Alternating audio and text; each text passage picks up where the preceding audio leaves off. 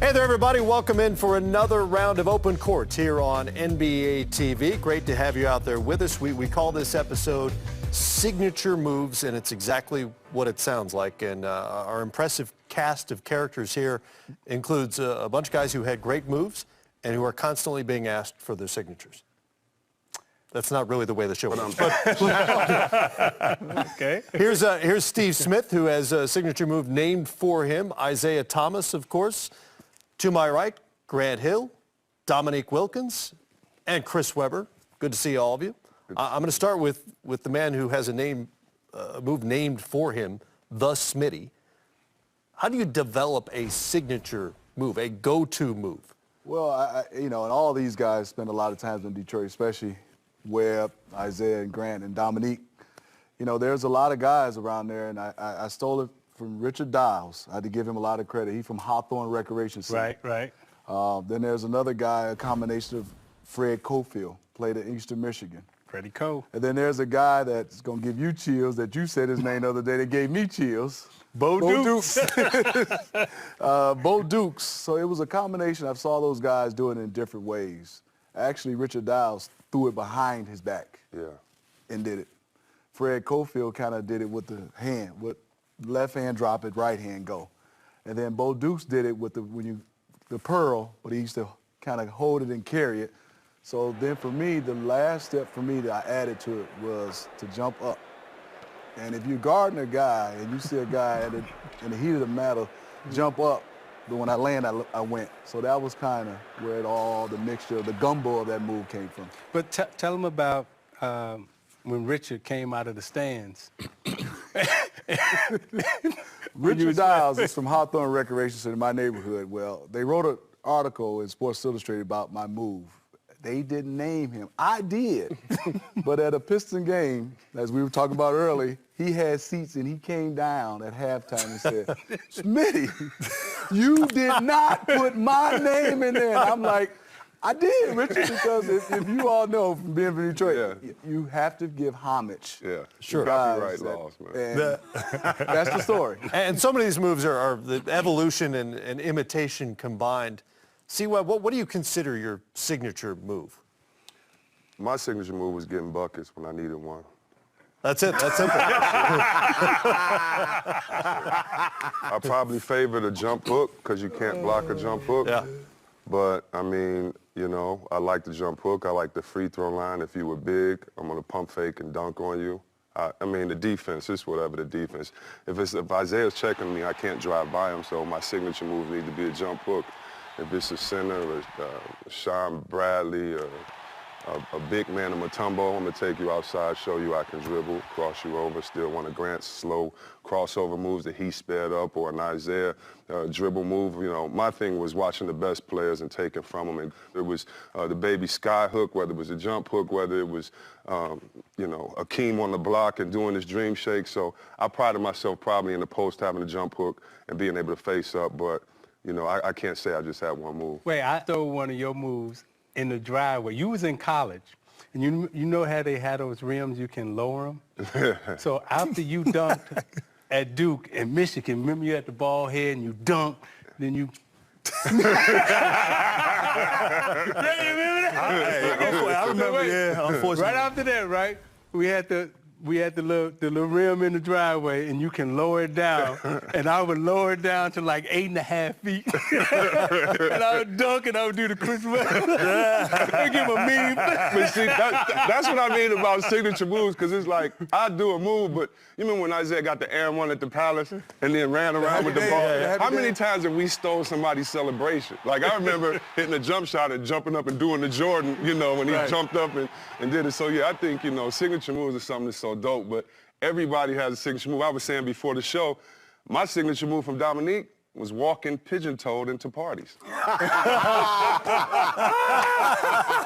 up, because I wanted to be the man. Like, I knew Neek was the man. I knew, of course, I tried all the Neek dunks, and he got cheated. It was a sexy wall. Yeah, exactly. Right. And it was Neek and Big Daddy Kane on my wall. So that's who I am. For you, I wore 21 because of Dominique Wilkins. And I always told you. And Brooks. That's right. You told me that. I wore Brooks. I wore 21 in college because of Dominique Wilkins. You had signature moves we couldn't do. Right. It was impossible. Yeah, unless a Nerf rim. I used to try it now. I put it here and then Yeah. throw it at the backboard. But I will say, Neek, that one signature move when you go ahead. Yeah, when he did that was my move. When he hold it and stutter. That was all Wait, about. you're missing the one thing when he was holding and stutter. He didn't really have a move. This was his move. He went to his left hand like And keep going. because he couldn't go left, right? So he would give his move. No. Let me tell you. See, I could go left, but they couldn't stop me from going right. So why make it hard on yourself? Why make it hard on yourself? You know what? But you know, you used to, I always wondered, why would you do that all the You time? might be moving him out I the was way. making sure that that my teammates didn't come on this side of the floor. Stay where you at. I'll get to you if I need you. But you know, my signature move again is. And it was a lot of things I like to do. One of the things I did is I took a move from Earl to Pearl Monroe. I watched a tape of Earl to Pearl where he spent the ball outside of the baseline and it never hit outside. It came back in bounds. And I'm like, man, that is a hell of a move. So I practiced that move over and over again until it became my signature move. And then I incorporate that with the off-balance bank shot off the glass. Because in that area, you had to have an arsenal of things that you use, especially as a post player guy who went off the dribble. So you had to incorporate different things in your game. One thing you had, Neek, that I don't know if anybody else had, maybe y'all could tell me. In high school, I used to try this when I was really athletic. How the hell do you follow your own shot and tip dunk? Because you know what? I knew if I knew I would miss a shot. I knew when I would miss it. And I knew how it was going to come off. So I would shoot a shot sometimes just to get a better shot. And so I knew the defense would turn to go get the rebound. So once he turned, I went around him. So I shot and went at the same time. Wow. Yeah, because it's So not I was many able people to that's getting get their own rebound. Yeah, so I knew it was coming off. Get it. I'm going to shoot a three so I can dunk on you. And you look at, Zay was talking about the shake, right? 13 on the shot clock. Down low for Dominique. Baseline drive. Dominique. Oh, my goodness. Did you see that jam? I don't know how he did that. Dominique. That happened by accident. When he did this? What happened, when I faked to the middle, the defense collapsed. So I went back baseline. I jumped up and I started shaking, and he covered the rim. And I closed my eyes, I think, and I turned. And when I was turned back around, he was coming But you went down. lower than I that, was Nick. still going up. Nick. And so that's how that shake. Nick, it wasn't here. You went like this. Yeah. Well, yeah, it was down a little lower. But you know, Bob Lanier didn't speak to me for 9 years. And I was still Bob going Lanier up. wouldn't speak to you for 9 years? He didn't speak to me for 9 years. And I said, I wouldn't this have is funny, either, Nick. because after we retired, he said, I just started speaking to you now. I said, why? He said, when I went home and my kids had to say, why did you let that skinny kid, Dominique Wilkins, dunk embarrass you like that? He said, I hated you. Grant, how much of your go-to stuff evolved from other people's moves? For me, it was the crossover move, wanting to be a guard and really using it as a weapon. And really, you know, I only had two moves. It was the crossover, and if you were waiting on it, then I would kind of and keep going. And some people might say it was That's a all carry. you need. That's all I did. That's all I really did. But I could get, I could get to the hole, and that was my game. And then as I got older, kind of the hesitation crossover into a mid-range shot. Jason Kidd, at that time, to me, had the best crossover and best game. And if you look at his stats, he almost averaged a triple-double. It was because he could take you to the post, he could shoot. But that crossover, he could say, be all modest, I was left, it was this and that. But really, when you're in the position, which way is he going to check him? That's when he But freezes you know what's you only funny? need that. I appreciate that. It's funny, I didn't realize it, but I would kind of just get the ball and go through my legs to start it, and I didn't realize till I got older and I was in Phoenix and I was doing some drills with Goran Dragic, and the coach said, let's do the Grant Hill move. And I'm like, okay, what's that? And he said, you go and you go through your legs and you hop a little bit and then you make your move. And so I was like, oh, okay, so, these guys now watch that and remember that. I didn't even, subconsciously, I just did that. You didn't know you had a signature move. I thought it was the crossover, but I did go through the legs to kind of set everything up. Cross hezzy hop. It was just to kind of set up. Cross hezzy hop. Yeah, Coming from It's Chicago, kind of a rhythm thing. I knew I had a signature move. And actually, it came from my brother, my older brother, Larry. And it was, It was between the legs, and it was a crossover up under your knee. So it was your 1, your 2, 3, and then your 3 was behind your back. And it had to be a right to left, and then a left to right, and then a behind your back. So that was your 1, 2, 3. But he kept saying, Junior, all you need is 1. and so I got so good at going between my legs, I never got back to the crossover, but that was my signature move. So I remember being on the court practicing it, right? And Elvin Hayes at one time had this commercial, and he in this commercial was talking about, you got to get your rhythm, you got to get your rhythm. And my older brother Larry started playing music, and he said, you got to have a song in your head when you're dancing. He says, just like when you're dancing, you got to have a song in your head. And he was like, so we would be out on the court for an hour, never shooting, and I'm just going between my legs, crossing over behind my back. And he said, Junior, you got to get the feeling. You don't feel it. You got to put some feeling into it. And then the Globetrotters came to town, and they played do do do do do do do do. And when Sweet Georgia Brown came on, it all clicked. I saw Marcus Haynes and Curly Neal, and they was doing all their thing. They put a little clinic on out there, and that's when it clicked. And you just have to play music with the ball. All those years when 3/4 of the league hated your guts, you had Sweet Georgia Brown playing in your head? And not only that, I had some Parliament, feet don't fail. That's right. Let's get to break. Signature guard moves when open court continues. Iverson came in with a crossover that was outside of the box. Why? Crossover was out here, and then he would shake with it and then bring it back. I'm glad it was on Jordan and it wasn't on me. Open court continues here on NBA TV. We're talking signature moves, and in this segment we decided to break it down by guard signature moves. Well, I just want to tell a story, how lucky I was. I got a chance to, I think I was in high school, to go up to Orchard St. Mary's. Yeah. And me and Magic Johnson played Isaiah Thomas and Mark Aguirre in 2-on-2. You remember that, Isaiah? I do remember that. How old were you, Smitty? 17. He was in high school. Wow. 17, 130, 6'9", 125.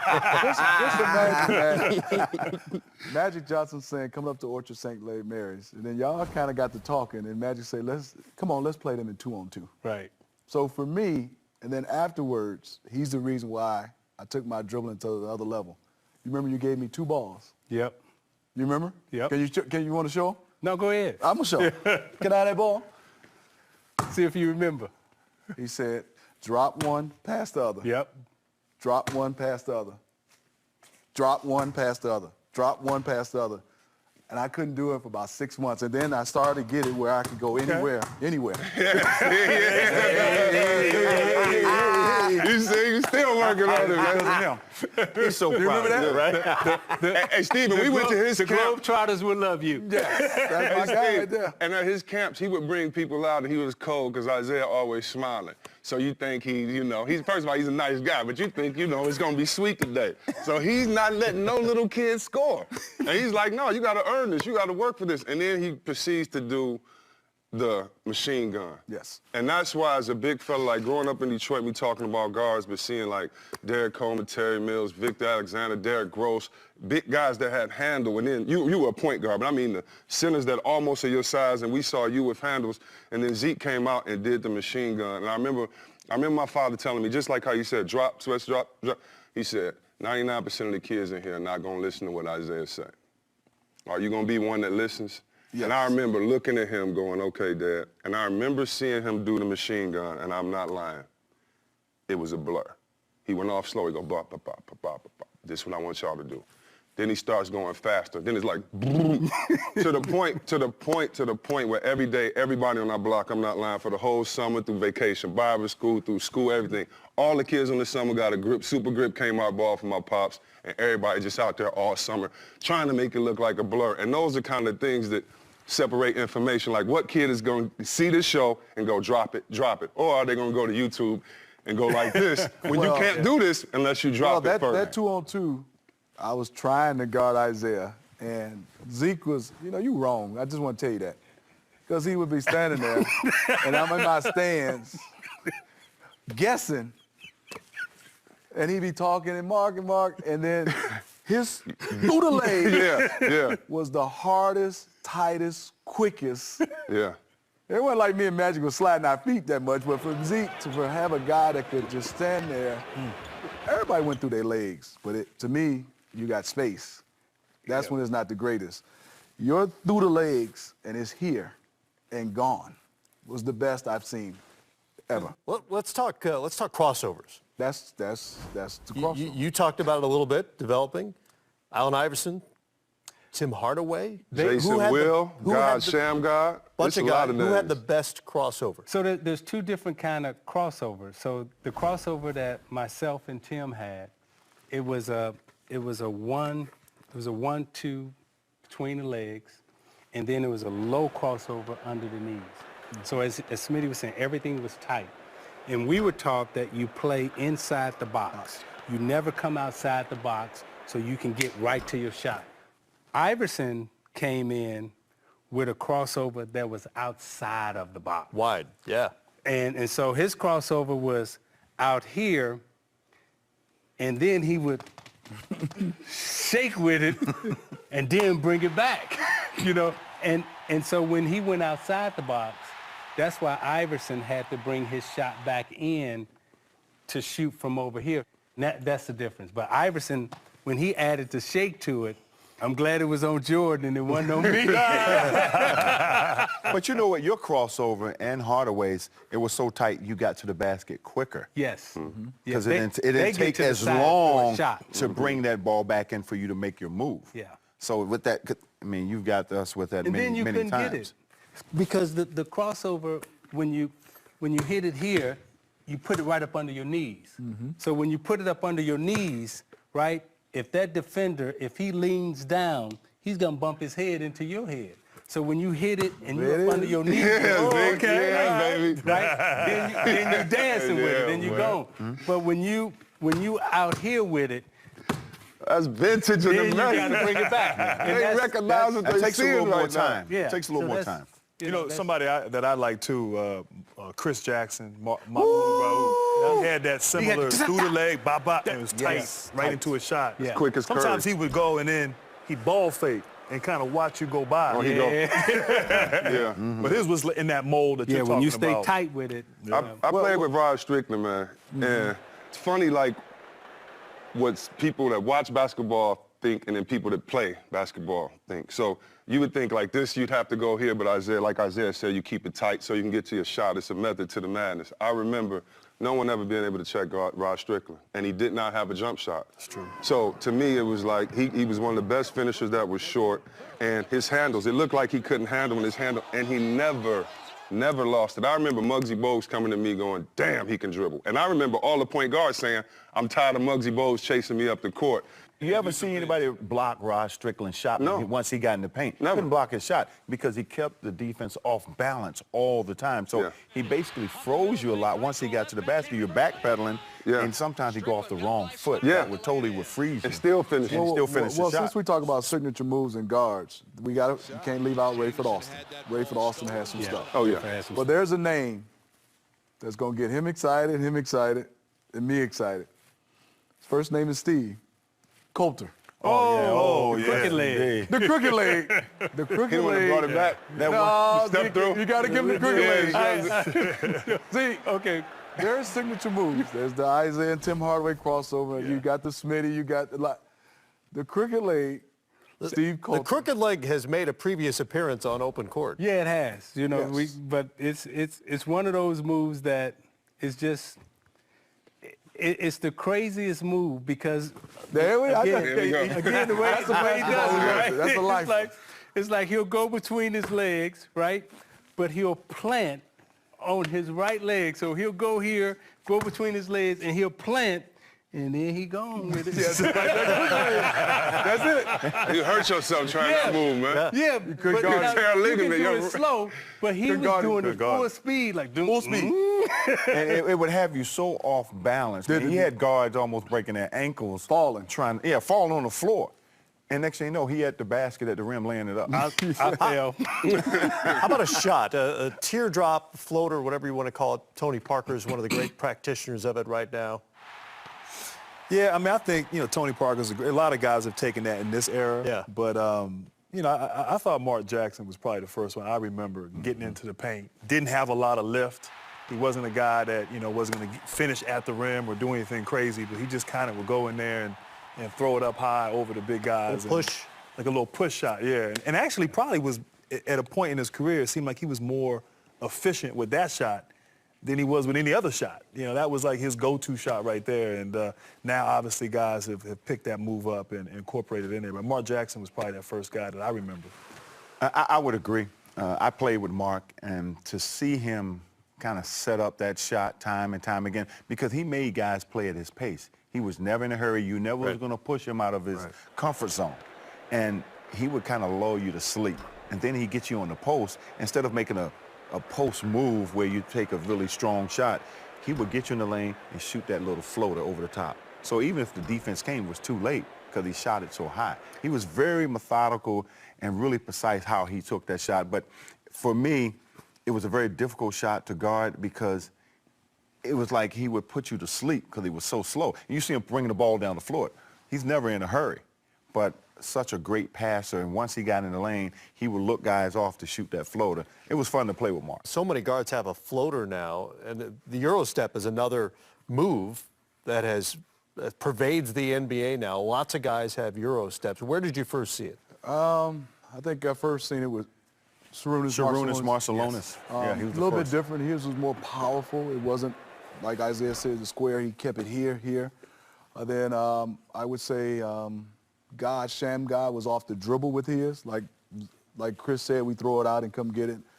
But the guy who I thought I played with, I couldn't understand how he didn't tear his ankle. Manu Ginobili does it so hard. I mean, it's a plant, and to get back. I mean, to me, Manu's one of the hardest because Manu's not afraid of taking that contact and blowing through your chest. But when you start going back to guard shots, George, the Iceman Gervin. You got finger roll. Finger roll. Yeah. The shot of all guards. Yeah, That is a signature move. There was one thing that George Gervin did that I still haven't seen anybody in the game do. We would talk, use the backboard is your friend. Everything's got to be in the square, bank it in the square. George Gervin used all of the glass. He sure did. I mean, I would watch him practice warming up, and he would stand and he would spin it, and it would hit the top of the glass. Yes. And 25, 50 in a row. Yeah, and trickle down. And it's almost Trickle like down. he would spin it up, and you would hear it go, eek, Yeah. and it would just come straight back down. He'd do a right hand, left hand, any part of the glass. I mean, any part of the glass. He could find a spin or something to make it work. Whereas 99.9% of the players playing, we have to put that ball right there in the square to make it go in. Up next on Open Court, signature big man moves. Something tells me that guy's probably going to come up. Akeem and I would play one-on-one. And I see the athleticism, you see the shimmy and all that, but it's fundamentals. It's footwork, fundamental basics. And he would take the guard footwork and say, I just do what you do, but I do it on the block. Loops it into the big man. Kareem with the skyhook. Olajuwon has David Robinson just bamboozled. Nice step through. Look at that again. Open Court signature moves continues here on NBA TV. Thanks for stopping by, everybody. I'm going to start at the top because it seems like the most obvious one. And to me, the single most effective, least defensible shot in NBA history, the sky hook. Yeah, I Kareem mean, Abdul-Jabbar. unbelievable. First of all, I'm surprised that Nobody's ever done it. tries to do that shot. Lots of other you can't kinds of guard it. hooks, I'm not but no one's surprised. ever gotten the sky hook. No one's got. But the thing about Kareem, when you look back at some of those games and those iconic moments where he hits those shots, I mean, he's hitting deep ones. I mean, he's hitting from 15 feet, that sky hook. And you know it's coming. you know what he's going to do. You know, he's going to give you a little shoulder or whatever, but he's going to that sky hook. And I don't know if there's ever a play or a shot in the history of the game that that scored, one, as many points, and two, was just, you couldn't guard. You couldn't guard it. And, I mean, I'm just surprised that more big guys don't try to work on that shot. I know it takes a lot of finesse, a lot of touch, but, I mean, it's one of those things that I'm even thinking, why did I work on that? I mean, that shot right there was unbelievable to defend. I'll tell you what makes that shot so difficult to guard. First of all, you got a guy who's 7'2" with incredible balance. It takes a great balance to execute that type of shot and the fluidity to come through, because once he get up there, he's up there all alone.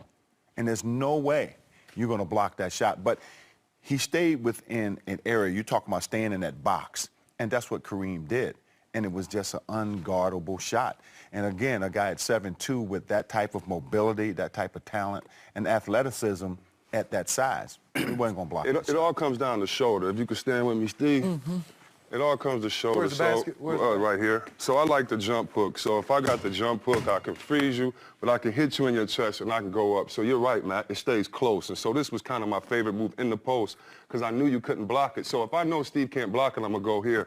But if I'm running and moving, I can come here and do it. And actually, if a coach will put that and you see some success at it, I think you'll actually do it. But you never get to see the success. You're not going to go out there and play one-on-one with your boys and shoot a jump hook. You're going to try to do the Durant or something else. But the whole thing is you can't get your shot blocked, and that's why I think Steve is the genius of it, because any move you have in the post it, you can go to every time, and they can't block your shot. I just think it's something great. So even if you take it back that far, you know, I still can't get it. And so, Matt, why, I don't know, but the greatest player that's ever played the game, the #1 scorer, that's his move. We should all do it. I want to ask you guys, I've seen guys shoot the sweeping hook, the jump hook, but how hard is the sky hook? Because what you said is the balance. Timing. Yeah, the back. Can somebody else do that? Off one leg. The difference is, you know, Chris, the jump hook, you're like 2 feet. Yeah, Yeah, definitely. So you have balance. Definitely. You It's have your easier. base. It's easier. But as a big guy, Just to go big into guy's it. battling with you, and you're going off one leg, the strength and the balance. But I will that's say gotta the be off the space. But where's your shoulder pointed at? Oh, at the basket. Yeah, so Yeah. when At the basket. and that's the whole key. Like with Kareem, Exactly. he would get you, and then he had got so good at it, like all of you have, where okay, I figured out like if I can't get my shoulder around, okay, now intellectually, right, I can now change and say, okay, I got to shoot it 2 more inches over here. Boom, boy. Big part of fundamentals, with the big guys especially, is footwork. Some of the greatest feet ever in NBA history, when you're talking about signature moves, Kevin McHale and the Dream Shake, Hakeem Olajuwon. I think they're the two best. They're the two, and I played many years against both of those guys.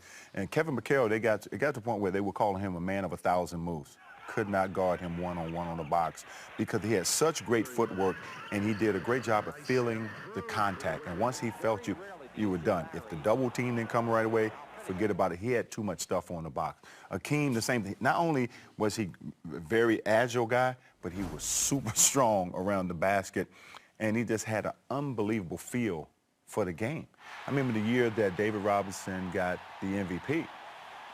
He was a little upset about that, so he made a statement in the playoffs and basically destroyed it in the playoffs. But it's because of his footwork and the way he worked on his game. Because when he first came in the league, actually when he was at the University of Houston, didn't have great footwork at all. Wasn't a very good scorer. Right. It wasn't until he came in the NBA he developed all He's the those first skills. big man that crossed me over. Like I love everybody talking about him on the post because that's obvious he's going to kill you. You know he's going to turn baseline. You know, that's the thing. We study each other's best moves, and we know what you're going to do. And I think I heard you say in another show, you know, it's different than hitting the open shot and when somebody knows your moves, and that's true. So with Hakeem, we knew he was going right shoulder.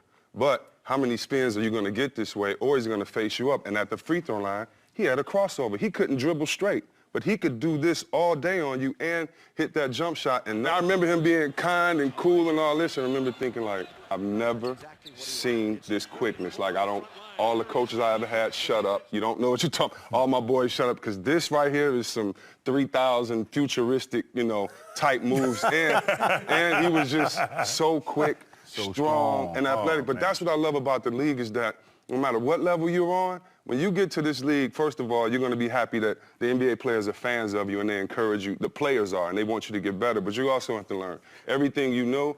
Throw that out the window and get better because guys have different moves that can come. So, Didn't realize. let me give you our scouting report for Hakeem Olajuwon. Earl Cureton said he's two people. We got Hakeem who give you the shake, and then I got to guard Olajuwon on the block. Seriously, that's true. You know what? They should have did that. 2 scouting reports. One with the goggles on, then the goggles. I got Hakeem and Olajuwon. In '96, I was on the Olympic team, and we had Lenny Wilkins, and we didn't practice. So every day, Hakeem and I would play one-on-one. And his footwork was crazy, but he would tell me that he would take the footwork and the discipline of a guard and take that into the block. Yeah. And so it all comes back to what we're saying. You see the athleticism, you see the shimmy and all that, but it's fundamentals. It's footwork, fundamental basics. And he would take the guard footwork and say, I just do what you do, but I do it on the block. And he was one of the best to ever do it. Well, C-Web, you didn't realize you were playing against a time traveler. Yeah. Hakeem Olajuwon. Exactly, yeah. He's Coming up, some futuristic. signature scoring moves. He's in the new Euro League. You don't even know that. I don't realize how big Larry That's was the either. thing, 6'10". He was 6'10", Yes. shooting that fade away from the court. There was nothing you can do Tell about us it. about it, Sneak. Tell us about Larry Bird. Welcome back to NBA TV. Open Court continues here, and we're talking signature moves in this episode. Smitty, what are your favorite signature scoring moves from the guys who could really light it up? Well, for me, Hakeem Olajuwon down on the block, watching him bang you and get that separation and then react on what you've done was Hakeem Olajuwon's move down there. And then the James Worthy spin. For some reason, every time I did it, they called travel. The James Worthy quick spin, Negan. I know you guarded him. Hey, it was so quick. It was so quick. For the bigs. He would basically get the ball in the low block. And soon as he feels you, any type of touch, he was gone, baseline. It was so quick you didn't have time to react. But as quick as his spin was on that box, the guy, and I've never feared anybody I ever played against, there's the one guy that scared me, and that was Bernard King. You could not guard him on the block. It was just impossible because he would turn to his right shoulder. When he would shoot, he never extended. He stopped here. So you couldn't block his shot. You look up, he's got 40. Right? Oh, it was. And the thing about Bernard, they used to tell us, you got to meet Bernard at half court. I'm like, I'm not meeting him at half court. Well, I found out real quick what they meant because he was gone, you know. So I had to start to meet him at half court because once he got ahead of steam at half court, it was too late. There's nothing you can do about it. You know who I used to, I'm going to throw a name out that I used to love to see him play as a big man. And I'm going to say this name, and all y'all going to go, yeah, the Sigma move. I was thinking, I was just about to say. Yes. When Jack Sigma, when he was with Seattle and then, Milwaukee, and he would turn around on the block and give you that. Without Sigma, it's no Tim Duncan move and it's no Karl Malone move. And that's where they would get you. It's all spacing. You didn't think Karl Malone was going to go by you and dunk on you in the post. He wasn't that type of player. But you knew that he wanted to get to the free throw line plus 10 times a game. And if he hit you with that shot first, the first minute you just down, he hit you with the shot, now you think it's coming all night. But it's off the reverse pivot. And depending on what side you are, if you reverse pivot, you can just swing right into the post and dunk on people. So a lot of my post moves, and it's funny because you would hear commentators say, oh my God, he has to get in the post. It's stupid, I'm in the post, I'm doing the Sigma, I'm facing up, and now I can either pump fake because this guy's bigger than me or drive by. But you're so right, Zeke. And Sigma was a great passer because that flare in the other corner, all I got to do is do like this. You're looking at me, the whole court comes over here to sneak it over there. So, yeah, the Jack Was he one of the Sigma. first bigs to face up? Was he one of the first bigs? Yeah. Okay. With Seattle. I mean, and Lenny was coaching. They had Dennis Johnson, Gus Williams, downtown. I mean, and we had never, at least, as a little kid, I'm watching them in the final because everything we was were at tape the same delayed, age, right? so we... Yeah, so everything was tape delayed. And when that joker was catching it in the post and then turn it around And he would hesitate with it because it kind of freezes you, and you could never get to it, you never know, block it. or he would be like, okay. And then this other dude came in by the name of Larry Bird. and he basically had the Sigma on the perimeter. Right. He catching y'all, pressing him. He facing y'all up in the three. Yeah, just And a throwing it step up. back thrown in. Yes. Larry had the greatest step back I ever saw. You know, because he would give it to you on your left, and then he would step back and let it go. And then he had, again, every time I talk about his shot, you know, when you see a pretty ball rolling in the air, again, it's like it's telling the story in the air. And see, I mean, people don't the realize how rotation big of- Larry Yeah, was that's the either. thing, 6'10". Yeah. He was 6'10", Yes. shooting that fade away from the court. There was nothing you can do Tell about us it. about it, Sneak. Tell us about Larry Bird. Seems like you have some experience on this topic. tell us A lot of experience. I give you a game. I give you a game. Well, Kevin McHale scored 57 one night. So Bird said, I'm going to break your record against Atlanta. Yeah. I'm like, you won't get 55, not here. You know, well, in New Orleans. New Orleans. Giving each other. Hey.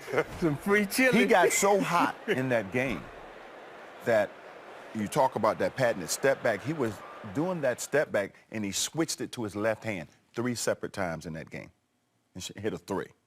He was scoring anywhere on the floor that he wanted. Is this when the I mean, bench it was giving unbelievable. each other five? And the bench was giving each other 5. So did you get in a fight with them after the game? Forget Larry. Did Well, you put beat it- anybody on the I'll bench? put it Because this way you here. giving 5, he's scoring on me. Every one of those You're on my guys team. got fined $3,000. Okay, good. I mean, I could not. I've never seen a guy get that hot before. They got fined $3,000, Yes. right? Yes. Now, we watching the film the next day, and we looking at everybody.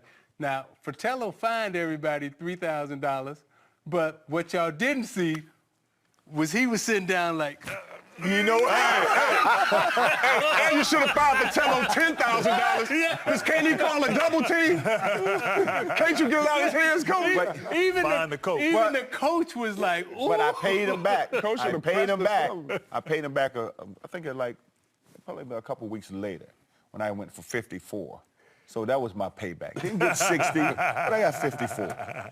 You know, our colleague Reggie Miller, the Hall of Famer, one of the great scorers in NBA history, one of the great shooters in NBA history, and his signature move may have had nothing to do with his release or how he got the shot, but the follow-through with his feet, the kick out that got him to the free throw not line follow-through, he so kicked you. often.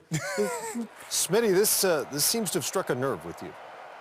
Let me tell you, when you're out in the Eastern Conference, and we played 4, maybe 7, 8 times a year, we played in the playoffs. And Reggie, ultimate competitor. We talk about competitors, I mean, to the 10th degree, because it was grab, hold. Reggie would do whatever and it you're takes. not. I didn't do as much. Yeah. And I've always said, I tell kids, the endurance of Reggie Miller is phenomenal. I mean, he can run off a screen, get it, run back off a screen, run off, and then still have the legs to shoot the basketball and shoot the basketball the same way. Even though it was a different type of form, it still came off the same way, whether he was kicking, whether he was off balance, and there wasn't a lot of dribbling. He was taking one dribble or no dribbles and still being able to shoot the basketball and still had that same endurance in fourth quarters and after 82 games in playoffs. How did you prepare for him? Well, I think the one thing was I always wanted to send him to come off this way. Well, what I mean is shooting it off his left shoulder, because I thought off his right shoulder, he was real good at being able to take one dribble and get back to the baseline. I wanted him to keep it in his right hand to drive the basketball to make a play. But preparing for him, it was teammates, Grant Long, guys that were bigs that could switch out. That was the only way you had a chance, I thought, with Reggie Miller, to have a big that could switch. You know, Now, did the coaches or the players, were they like, hey, Reggie sending a limo for you tonight? Remember that? Like, When? Well, when did Lenny ever say, hey, to try to get you to guard him a certain way, he say, hey, Smitty, Reggie gonna send a limo for you tonight. He's gonna get 50 on you. How did he? my thought process, the best way to guard a Reggie Miller was to post him up and get him in foul trouble. That's what I wanted to do, to post him up and get him in foul trouble, to take away some of his aggression. One thing, Smitty, I guarded him a little bit too. And because he wasn't one of those guys that had the ball in his hands and make a play, he came off of screens. You had to really be disciplined and focus and lock and trail. And so with shooters, you don't want to give them any space. You want to be up on them. You know, when they catch the ball, you want to be right there. And so as he's curling the screen and coming off, and as you're going by, that, you know, kicking that foot out, either way, whether he's coming off the right shoulder or left shoulder, it really became a challenge because you didn't want to get too close. It's like you want to do your work early. You want to try to ride him through the screen. But as he catches it and he's kicking that foot, whether from 3 or from 2 or whatever, it's like, well, they're going to call that foul on me. And it just he became unguardable in that sense because you had to get up on him. Well, they say going to that call that foul. Kevin Durant was like with the first. Reggie was one of the first to me because if you were close to Reggie, he was taking Him it and Karl Malone. Karl would do that. He would do that in the post and kick Tim his Duncan leg and did it too, right? repost. Duncan, But you know one thing though, just real quick, we talk about signature moves, and so the best thing about working here at Turner is that, you know, we got all this information. So I wasn't even here last week, Zeke, and someone told me an argument or something that you had said, and I was like, wow. They were like, what's the best move that ever in basketball? Don't say nothing, Zeke. What's the best move ever? Well, yeah, you already. Oh, you were there. What's the best move ever? I know it. The best move. Yeah, it's tough. I just jump ahead because I'm thinking about all these moves. Yeah, I know it. It's the pump fake. Pump fake. At the end of the day, it's the pump fake. And so last week, you know, just talking and working with my nephews, I'm like, it's the pump fake. And all we did was work on pump fakes. And if you look at all these things, if you can't shoot, your pump fake doesn't work. So Bird with the pump fake. Reggie, all Reggie got to do is like that and blink, and you come in and he'll kick the leg out. The same with Akeem. All this works because if he gets you here, then he's going up under. It's like having one great move and then being able to work off of that. Pump fake. It's Chris based Gatlin. off the pump Remember fake. Chris Gatlin? D-Wade's Chris Gatlin. I probably got $10,000 in fines for going for his pump fake. Coach like, Still if you go for that's a $50 fine. On open court. And he couldn't Signature shoot. moves that will influence the next I generation. still went for the pump fake. He couldn't even shoot. Kyrie Irving, Steph Curry. The way they handle the basketball, I would say Steph Curry, he's got the classic, he's in the box. Kyrie Irving can do everything. He's got tricks. I think those two guys are going to take the point guard position to another level. Hart with a beautiful move. Hart on a step back. Yes.